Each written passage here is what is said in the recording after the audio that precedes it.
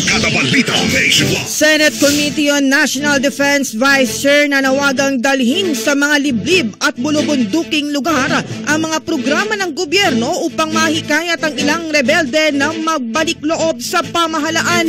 Brigada Ann Cortez, ibrigada mo! Brigada Live Report.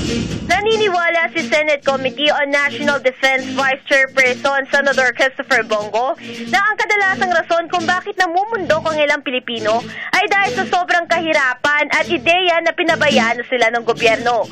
Kaugnay nito binigyan din ni Go na importanteng maresolba agad ng gobyerno ang issue sa kahirapan upang maiwasan ang pagkakaroon ng mga pamilyang nagugutom at natutulog sa gabi nang walang laman ng tiyan. Dagdag pa niya dito papasok ang mga kabuhayan programs na siyang dapat ilapit ng pamahalaan sa mga liblib at bulumunduking lugar o sa mga hopeless and helpless na indigent na walang malapitang iba kundi ang gobyerno. Samantala batid umano ni Go na malaki ang maitutulong ng Balik Loob Program na National Task Force to End Local Communist Armed Conflict o NTF-ELCAC lalo na sa reintegrasyon ng mga dating rebelde. Maalala tinawag na Agreement with the Devil ni Vice President Sara Duterte ang plano ni Pangulong Bongbong Marcos na peace talk at amnestia para sa mga grupo ng komunista.